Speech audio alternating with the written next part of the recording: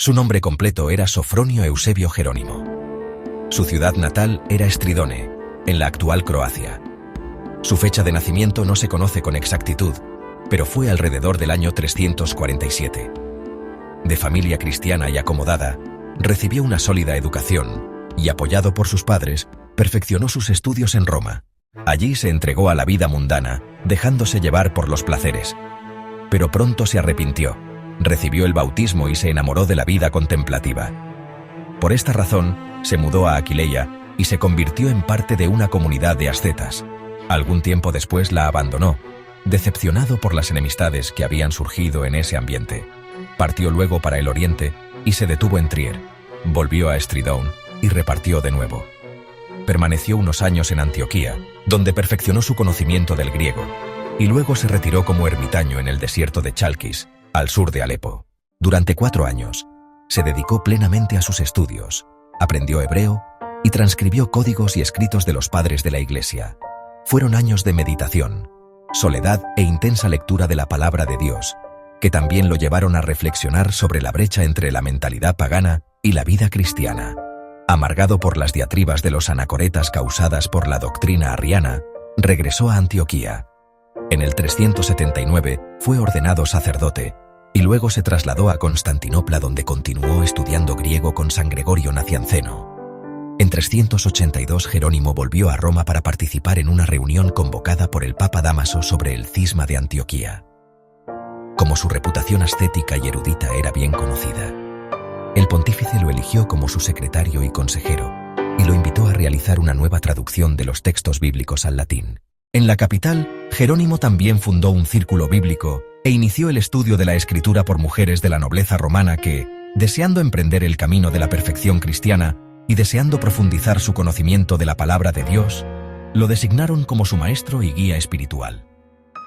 Dado que las estrictas reglas que sugería a sus discípulos eran consideradas demasiado duras, se comprende por qué su rigor moral no fuese compartido por aquel tipo de clero demasiado laxo.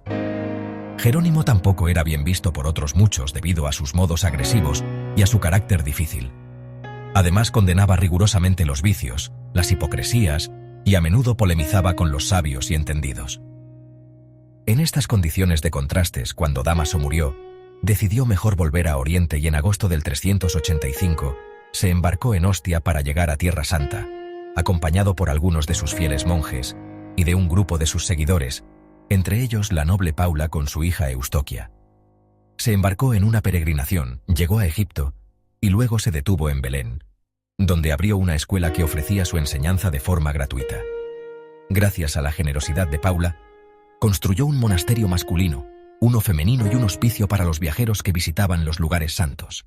Jerónimo pasó el resto de su vida en Belén, dedicándose siempre a la palabra de Dios, a la defensa de la fe, a la enseñanza de la cultura clásica y cristiana y a la acogida de peregrinos.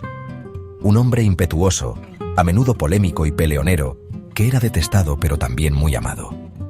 No era fácil dialogar con él, sin embargo dejó un gran legado al cristianismo con su testimonio de vida y sus escritos.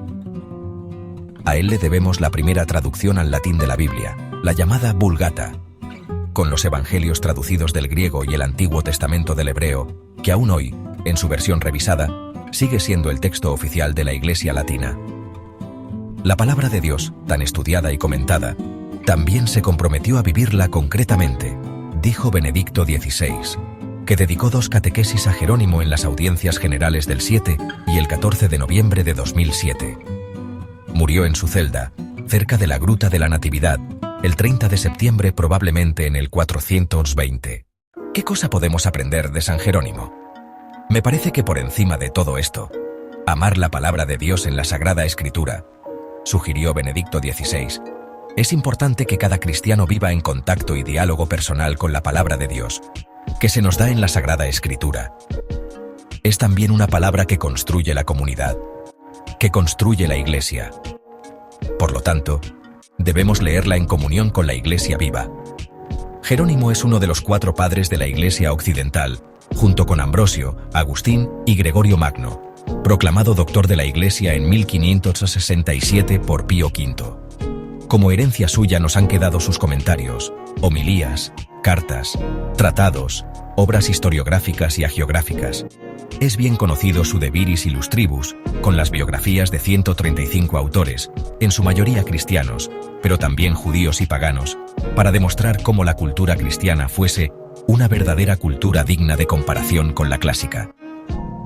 No hay que olvidar su crónica, Chronicon, la traducción y reelaboración en latín de la crónica griega de Eusebio de Cesarea, hoy perdida, que contiene la narración de la historia universal, donde se mezclan datos históricos con mitos, partiendo del nacimiento de Abraham hasta el año 325. Finalmente, ricas en enseñanzas y consejos sinceros, nos han quedado muchas epístolas que revelan su profunda espiritualidad.